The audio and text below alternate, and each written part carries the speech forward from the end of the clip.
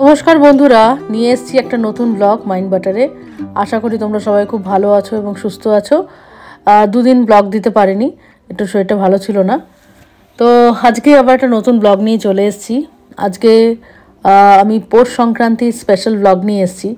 পৌষ সংক্রান্তি বা মকর সংক্রান্তি বা উত্তরায়ণ যেটাকে বলে, সেটা হলো ভারত উপমহাদেশীয় সংস্কৃতিতে উদযাপিত মধ্য শীতকালীন ফসল উৎসব।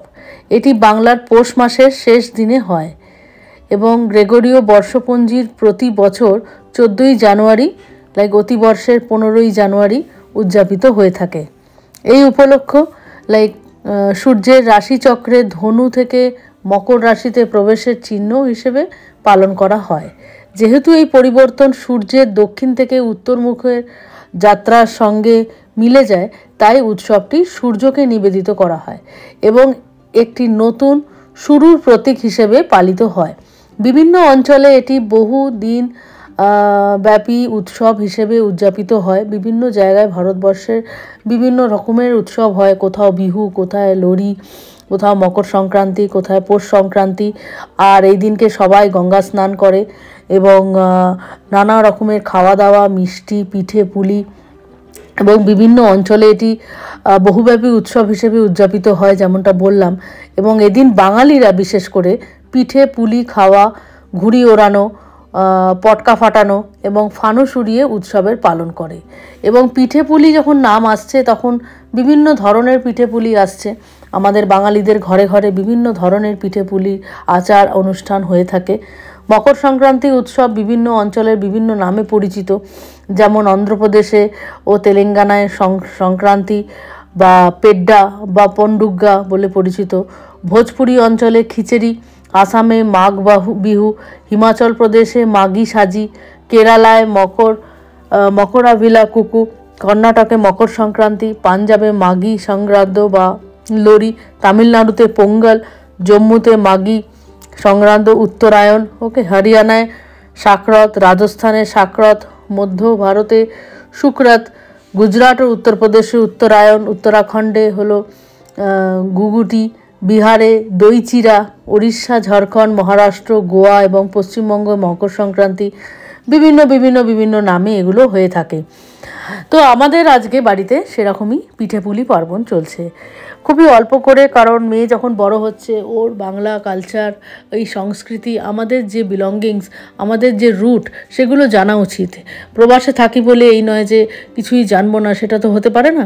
তাই বাঙালি কালচারটাকে এবং আমাদের যে খাওয়া দাওয়া, আমাদের যে আনুষ্ঠানিক যে ব্যাপার স্যাপারগুলো, সেগুলোকে মনে করিয়ে দেওয়ার জন্যই আজকে অল্প স্বল্প একটু পিঠে পুলির পার্বণ শুরু করছি। সকালে উঠে দেখতেই পেলে মামুনি এখানে নারকোলের পুরটা রেডি করে রাখছে, যাতে আমার একটু হেল্প হয়ে যায়, কারণ অফিসও আছে, কাজকর্মও চলছে। এখানে আমার গোপাল সুন্দরভাবে স্নান টান করে সেজে গেছে। আজকে সব ঠাকুররাও স্নান করবে, মকর সংক্রান্তি বলে কথা। এবং তারপরে আজকে মোটামুটি ঠিক করেছি যে একটু দুধ পুলি বানাবো এবং একটু পাটিসাপটা খেতে সত্যি ভীষণ ভালো লাগে, সেজন্য একটু পাটিসাপটা করব।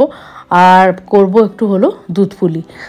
বাড়ি থেকে সেরকমভাবে গুড় কিনে আনতে পারিনি, পাঠালি গুড় বা ঝোলা গুড়, কারণ লাগেজেরও একটা ভয় ছিল। আর তারপরে সেরকমভাবে গিয়ে কিনে আনা হয়নি আর কি। তো যেটুকু মার কি ছিল, কারণ মায়ের মন বলে কথা, মার কাছে যে কটা ডালা ছিল আমাকে সে কটা দিয়ে দিয়েছে। তো সেগুলো দিয়েই আর কি আজকে দুধ পুলিটা হবে, সেই পাটালিটা দিয়েই। তো যাই হোক, পাটালির দুধ পুলি কে না খেতে ভালোবাসে, অসাধারণ দারুণ হয়। আর এখানে দেখো, সকালে আমি একদম পুজো টুজো করে স্নান টান করে লেগে পড়েছি পাটিসাপটা বানাতে। নারকোলের পুরটা মামুনি বানিয়ে দিয়ে গেছে, যেমনটা তোমাদের বললাম। তো সেটার জন্য আমার একটা সুবিধা হয়েছে। এবার আমি পটাপট এই পাটিসাপটাগুলো বানিয়ে নিই। তো আমি রসে আর আলাদা করে চোবাচ্ছি না, তাহলে এটা একটু ড্রাই করেই করছি, মানে পুরটার মধ্যেই আমি গুড় মিশিয়ে দিয়েছি, যাতে এটা মিষ্টি ভাবটা চলে আসে। এবং নর্মাল যেরকম সুজি, ময়দা, যেরকম পাটিসাপটা বানাতে লাগে নর্মাল জিনিসপত্র সেগুলোই নিয়েছি। নিয়ে এবার দেখো সুন্দর একদম উঠে যাচ্ছে পাটিসাপটাগুলো। আর এই ফ্রাইং প্যানটা ভীষণ সুন্দর, এটা সেরামিকের, তো এটা খুব সুন্দর হয়। তো এটার পরে এবার আমি বানাবো দুধ পুলি। তো চলো তাহলে আজকের ব্লগটাকে শুরু করি এখান থেকে। তো দেখো খুব সুন্দর করে পিঠেগুলো উঠছে পাটিসাপটাগুলো। আর এই গোলাটা মাখার জন্য আমি নিয়েছি 1 কাপ সুজি, 1 কাপ ময়দা এবং 1 কাপ চালের গুঁড়ো।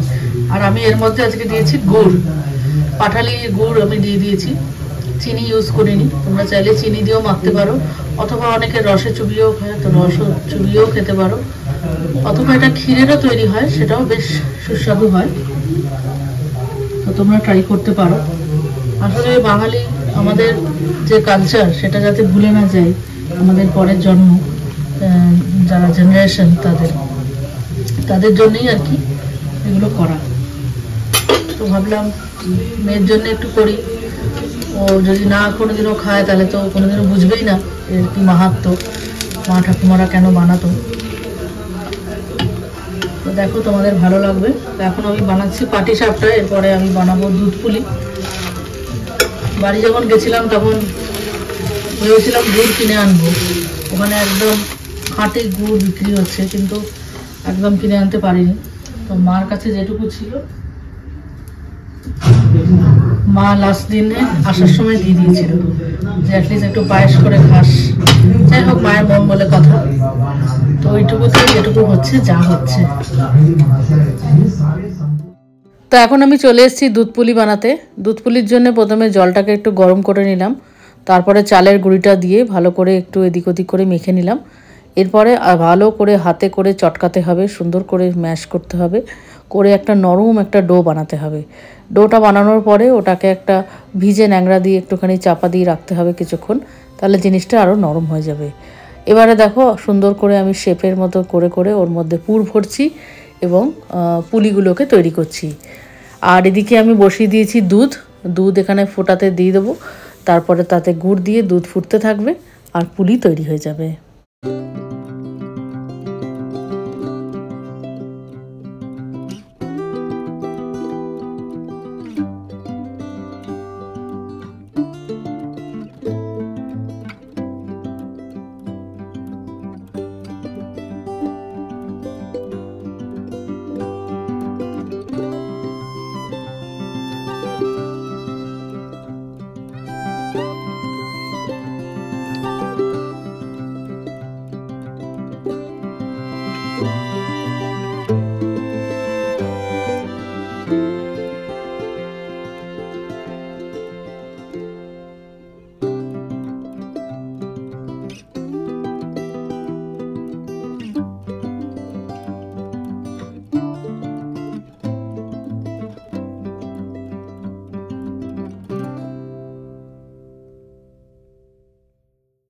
দেখো আমার সব রেডি হয়ে আছে, 2 প্লেট পুলি আর এই হলো দুধ এখানে ফুটছে।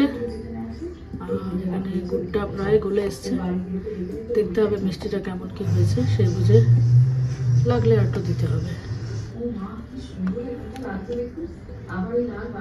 উফ, যা দারুণ গন্ধ বেরিয়েছে বলে বোঝাতে পারবো না।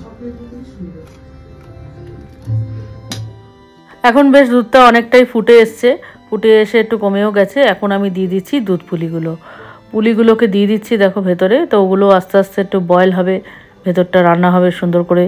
তো টপ দিয়ে দিচ্ছি, আবার আশা করি ভালো মতনই বেরিয়ে আসবে, ভেঙে ভুঙে না গেলেই হলো। তো দেখা যাক কেমন তৈরি হয়।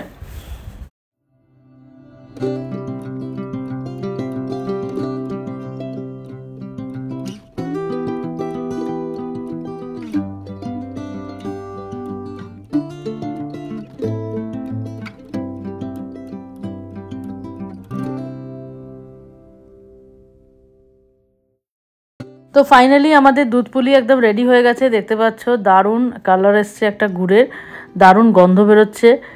আর পাটিসাপটা অলরেডি অর্ধেক খাওয়াও শেষ। তো চলো তাহলে আজকের ব্লগটা এটুকুই থাক। তোমরা অবশ্যই ট্রাই করো, যারা এখনও ট্রাই করোনি, বানাওনি, অবশ্যই এবছরে ট্রাই করো।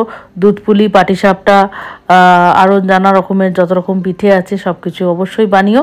আবার দেখা হবে একটা নতুন ব্লগে। চলো টাটা, বাই।